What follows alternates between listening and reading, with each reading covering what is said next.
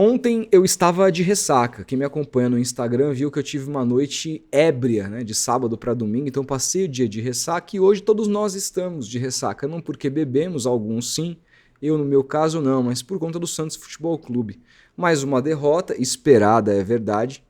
O que a gente não esperava é a maneira como o time jogou, né? Pelo menos assim, conseguiu me surpreender negativamente depois de um 6-0 contra o Vasco. Olha o nível que a gente tá. Ontem, o queridíssimo Matheus Bach, filho do Tite, conseguiu ser pior do que o Kleber Xavier em tudo que ele tentou. E mostra que ele não tem a menor competência para estar no Santos, mas ineditamente na história do Santos, isso jamais aconteceu na história do clube, o Santos demitir um treinador e manter toda a sua comissão técnica. Ele e outros auxiliares do Kleber Xavier estão mantidos, inclusive o Santos manda profissionais seus embora para acoplar profissionais que trabalhavam com o Kleber Xavier, como é o caso do Maurício Copertino, que foi mandado embora como técnico do Sub-20, e quem assume é o Vinícius Marques Oliveira, que era auxiliar do Kleber Xavier e agora é o novo comandante do time Sub-20 do Santos. A troco de quê? O que esse rapaz fez para merecer esse cargo? Não que o Copertino super merecesse, tá? Mas aí a gente começa a entender. Eu já tinha instigado já tinha percebido e falado um pouco sobre a minha percepção do que poderia ser essa mudança toda no Santos, da onde poderia vir, mas eu não tinha nenhuma informação. Foi uma conjectura.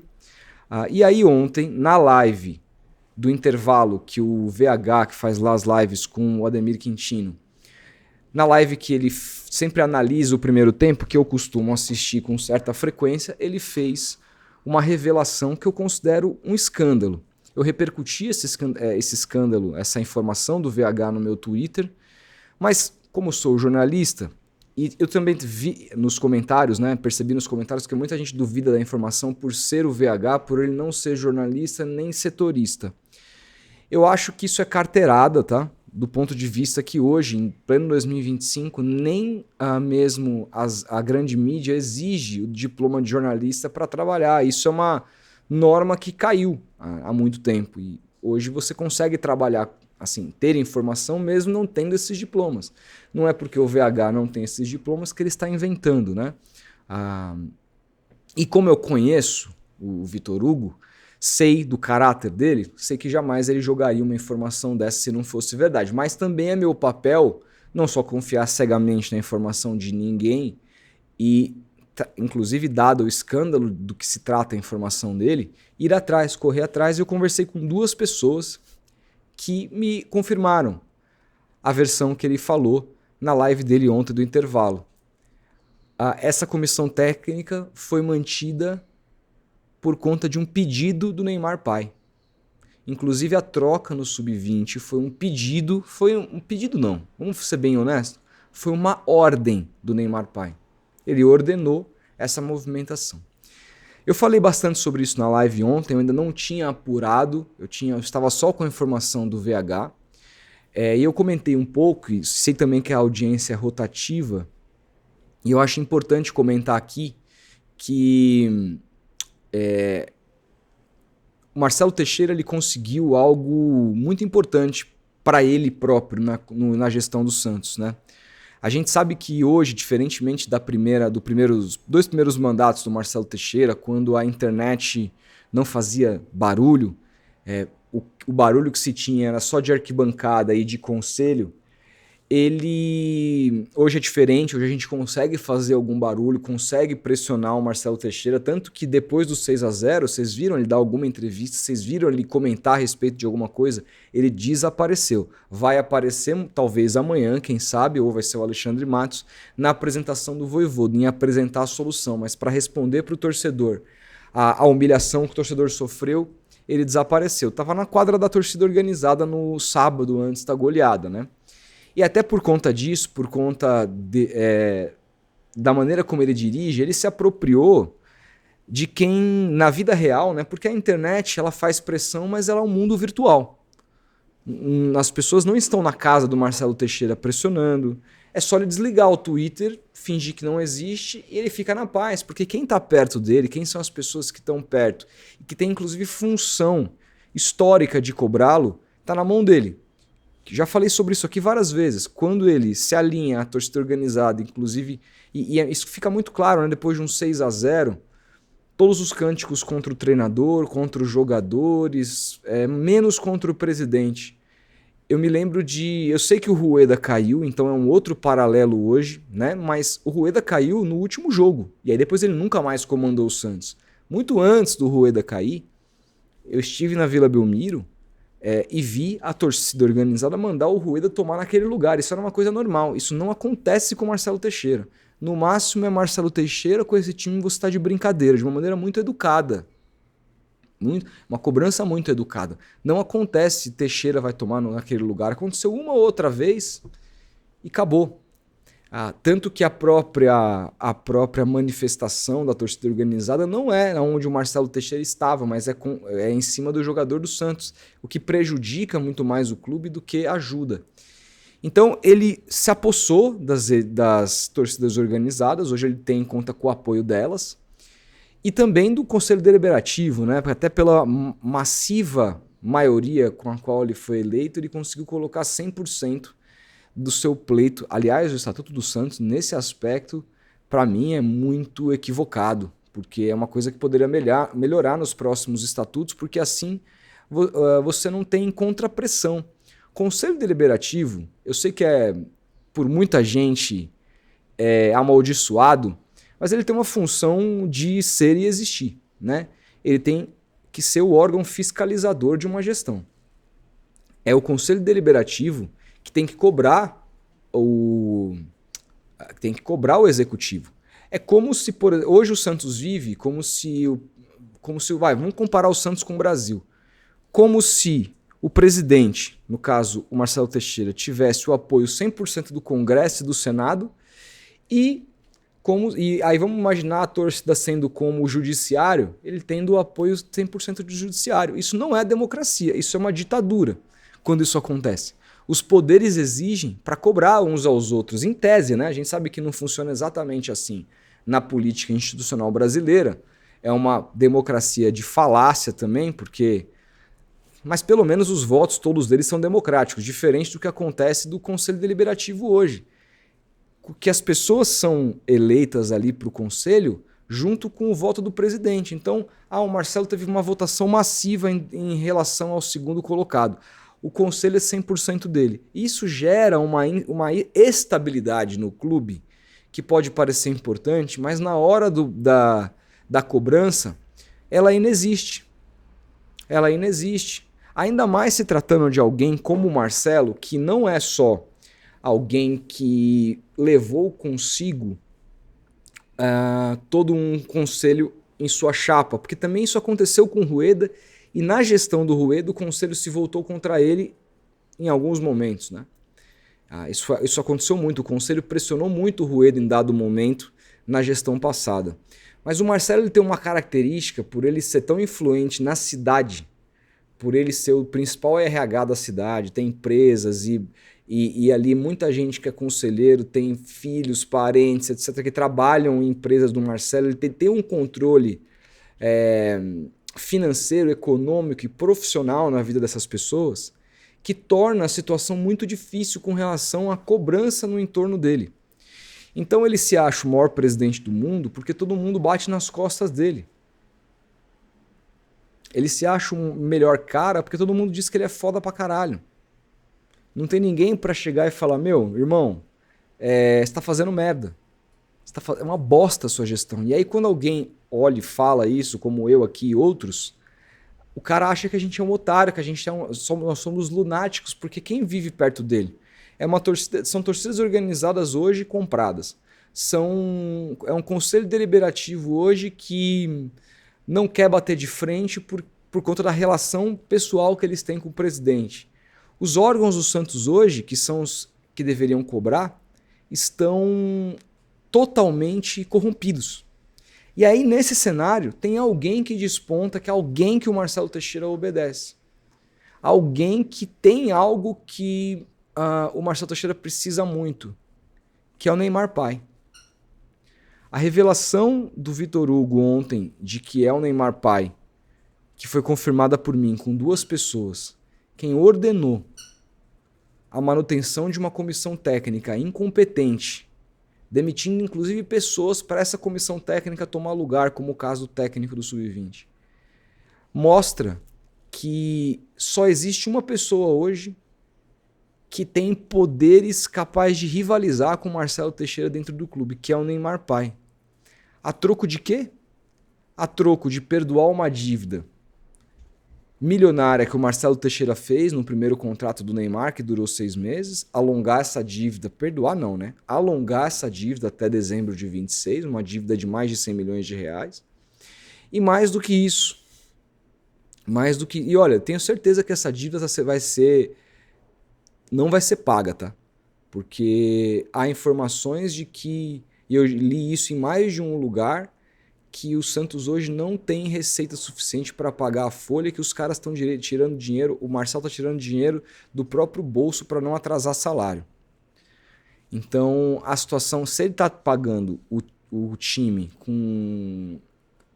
com dinheiro da sua família, certeza que ele não está pagando o Neymar pai, né? Porque, vamos pensar, o Santos te devia mais de 100 milhões para o Neymar pai e isso era para ser pago até dezembro de 26 em parcelas iguais. Você não vai pagar, né? Então, se você não está pagando, eu estou mantendo meu filho aqui, que é estritamente e estrategicamente importante para você, porque se eu tirar o meu filho daqui, a sua gestão vai ficar exposta, acabo criando muitos poderes ali dentro. E com isso o Neymar pai vai se apropriando do Santos em termos de poder, sem ter comprado o clube. Simplesmente com o presidente do clube tendo feito uma dívida com a família dele para manter um jogador que até agora não trouxe resultado esportivo nenhum para o clube. E aí eu não vou nem entrar no mérito pessoal e tal, nem nada, mas é um fato. O Neymar não trouxe resultado esportivo até aqui nenhum para o Santos. Então, vai se formando um verdadeiro hospício dentro do clube. É um clube hoje esquizofrênico, que acaba de contratar um treinador que é muito bom treinador, que é um treinador muito profissional, que é um treinador muito estudado, que é um treinador muito antenado e é um treinador que tem muito boa vontade, uma ótima pessoa, mas é um cara que tem a experiência no Brasil de ter trabalhado num clube estritamente profissional como é o Fortaleza. Ele chegou falando, e eu achei legal ele falar que é o maior desafio da carreira dele, porque é bom ele ter um pouquinho da noção do que se trata o maior desafio da carreira dele de fato. Não só pelo fato, isso não se deve pelo fato dele treinar o maior clube disparadamente que ele treinou a vida inteira, que também é uma verdade, mas pelo fato dele pegar hoje, como técnico, como comissão, uma conjuntura hoje tóxica, uma conjuntura viciada, uma conjuntura esquizofrênica. Hoje o clube do Santos a gente não sabe quem manda e quem desmanda. É um Marcelo que detém, de novo, a torcida e o conselho deliberativo na mão, mas que está na mão do Neymar pai. É um Marcelinho que é praticamente quem é o presidente do Santos de fato hoje em dia, porque o Marcelo cuida mais das suas empresas, mas é o filho que não foi eleito e que ele tenta emplacar, que cuida hoje do dia a dia do Santos. A quem a comissão técnica do Vojvoda responde? Ao Alexandre Matos? Quais são os poderes e a carta branca do Alexandre Matos ali no clube hoje? Quase que nenhuma, embora tenha sido muito importante no convencimento pro Vojvoda. Então hoje o Santos é um clube esquizofrênico. Muita gente não queria que o Sampaoli fosse contratado porque seria retirado do CT. Essas pessoas dificilmente serão retiradas do CT pelo Vojvoda, que tem uma outra leitura, um cara muito menos do embate, é um cara fofinho, sabe? É um cara legal, um cara do bem, que vai tentar, junto com essas pessoas, fazer dar certo. Só que essas pessoas revelam escalações para jornalistas e os jornalistas estão na dele de soltarem. Se eu tivesse a informação, eu também soltaria. Mas essas pessoas ajudam a causar o caos no clube. Essas pessoas, elas precisam aparecer o tempo todo, elas precisam dar entrevista, inclusive prejudicando o clube nessas entrevistas, e aqui meia palavra basta para bom entendedor. O Santos hoje vive uma situação de clube falida, moralmente e financeiramente, né? Então, qual é o respaldo? E aí quando a gente fala respaldo, não é só, perdeu 3 jogos, um mês ruim, vamos manter ou demitir, vamos manter o Vojvoda. Respaldo não é só isso. Respaldo de trabalho é no dia a dia. Porque não é fácil você coordenar mais de 30 atletas, não é fácil você tomar decisões no dia a dia. E aí eu pergunto, assim, eu acho difícil que isso aconteça e eu torço para que isso não aconteça, eu torço para que o Neymar retome o ritmo dele, para que mais do que isso, para que o Vojvoda consiga enxergar e entender onde o Neymar pode render mais e ele subir o nível, porque ele vai ser muito importante. Se o Santos tiver qualquer sucesso daqui adiante, por melhor que seja o trabalho do Vojvoda, tem que passar pelos pés do Neymar. Tem que passar. Então eu acho que esse trabalho vai ser muito importante, mas imagine que o Vojvoda consiga melhorar a equipe e que nessa conjuntura o Neymar não esteja jogando o que ele acha. E ele imagine que precise, em algum caso, para tentar tirar o melhor do Neymar, colocar o Neymar num banco, num jogo ou num outro. Vamos imaginar que o Vojvoda profissionalmente chegou a essa conclusão de que vai precisar colocar o Neymar no banco aqui, seja para segurar ele fisicamente, ou seja porque ele vem numa sequência ruim e ele quer recuperar o jogador com mais treinos e tal. Como ele vai ter autonomia, qual vai ser a autonomia, e mais não só a autonomia, mas o apoio de uma direção que hoje está na mão do pai do jogador com relação ao treinador? Na minha visão, nenhuma. O respaldo dele vai ser zero. Ele teve todo o respaldo lá. No Santos, se ele passar por uma fase difícil, eu duvido que ele terá respaldo. Até porque na própria escolha do Vojvoda, que poderia já ter vindo antes, e tá trabalhando no clube já ter, ele não veio porque não havia convicção de que ele era o nome certo. Então, gente, a gente tende a personalizar muito no futebol os resultados a partir das pessoas. O Kleber Xavier é uma merda. O Kleber Xavier cometeu uma série de equívocos. E alguns acertos e uma série de equívocos. Eu acho até que o trabalho do Kleber até a parada para o Mundial era um trabalho bem dentro daquilo que eu achava não só esperado para quem o contratou, porque você não contrata o Kleber Xavier achando que você contratou o Guardiola. Você contrata um técnico que está começando e espera que ele faça um trabalho no máximo medíocre. Ele fazia um trabalho médio, medíocre ali. Só que o trabalho depois da vitória contra o Flamengo, ele desaparece. Ele fica abaixo da crítica. O meu ponto é, até que ponto, e o Kleber Xavier errou muito, mas foi culpa só dele ali. Até que ponto não foi influência dessa comissão técnica ruim que ele montou, e aí é culpa dele, né? Mas até que ponto também não foi falta de respaldo no dia a dia dessas pessoas que estão no clube, que fazem a ponte entre a comissão, os jogadores e a direção. Até que ponto isso não é um sinal de que o clube está falido moralmente e que tem gente demais no campo, no vestiário, no CT, e que isso está atrapalhando o desempenho do trabalho do dia a dia? Não dá para a gente saber. Hoje o Santos contratou um técnico que é disparadamente mais técnico que qualquer um desses que essa gestão teve. Então a gente vai entender até que ponto tudo era culpa do Kleber Xavier ou o que é culpa da conjuntura Santos Futebol Clube. Eu falei sobre aqui, quando citei o trabalho do Vojvoda, reagi ao vídeo do Josa, falando sobre os pontos positivos e negativos do Vojvoda, que eu também acho importante a gente salientar, até para a gente não ter expectativas irreais do que vai ser esse trabalho. Eu acho importante pontuar, inclusive, os pontos negativos, mas é inegável que o Vojvoda é muito mais técnico que os seus antecessores e que ele vai precisar desse respaldo. Mas ele ser muito melhor a dar certo tem uma distância muito grande.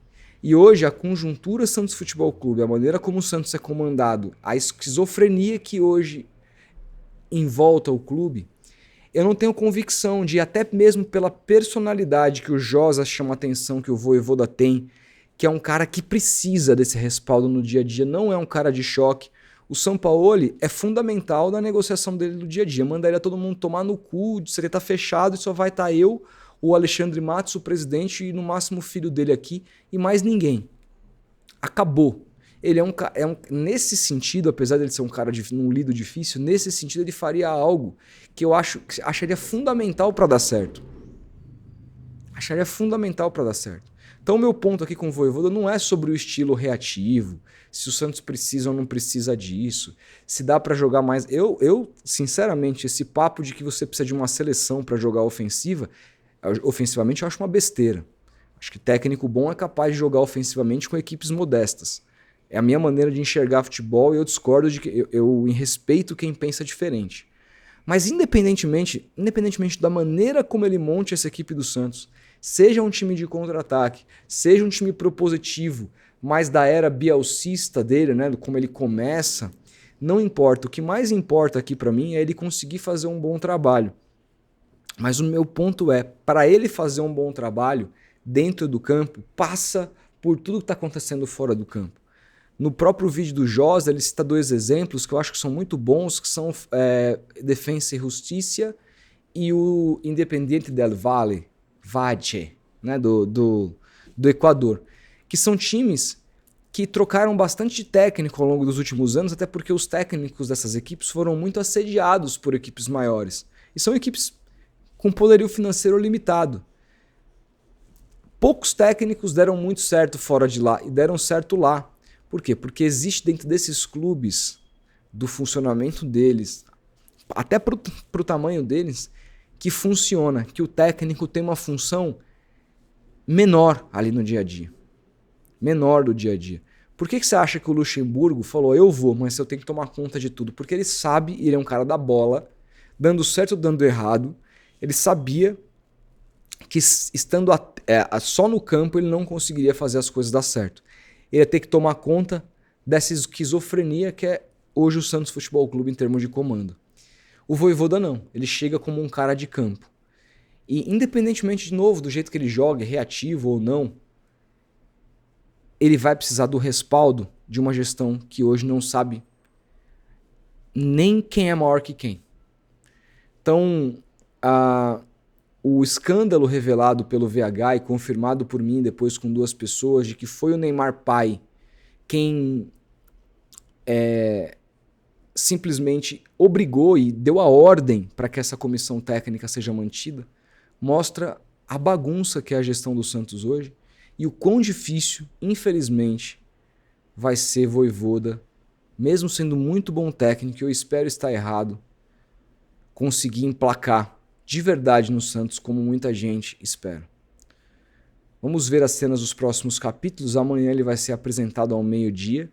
Eu acho importante a gente reagir, a gente trazer, não sei, os melhores momentos, enfim, falar bastante sobre essa coletiva ao longo do dia. Entender o que ele pensa.